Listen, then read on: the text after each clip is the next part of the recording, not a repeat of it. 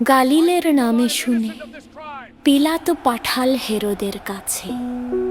রাজদরবারে কৌতূহলী দৃষ্টি, অলৌকিক কিছু দেখার আসে। হেরোদ চাইল চিহ্ন আশ্চর্য, প্রভু রইলেন নীরবতায়।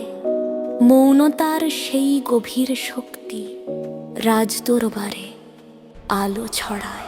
নীরব প্রভু অপমানে ঢাকা, তব মর্যাদা অক্ষয়। উপহাসের মাঝে জগল প্রেম, স্বর্গের মহিমা অম্লান রই। নীরব প্রভু অপমানে ঢাকা, স্বর্গের মহিমা অম্লান রই।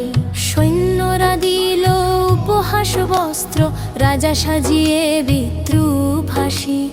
মানবের হাসি ক্ষণিক মাত্র, স্বর্গের রাজ্য চিরদাসী। হে যিশু অপমানের ভার নিলে তুমি নত নয়নে, মুক্তির পথ খুলে দিলে সহিষ্ণুতার অমৃত শনে।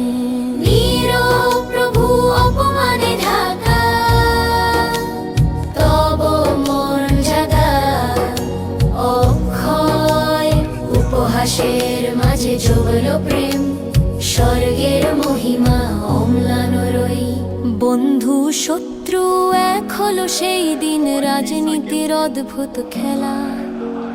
তোমার নীরব আত্মসমর্পণ ভেঙে দিল পাপের মেলা। আজও যখন অপমান আসে, মনে পড়ে গেল কথার পথ। হেরোদের সভা শেখায় আমায়, নীরবতায় লুকায় শক্ত।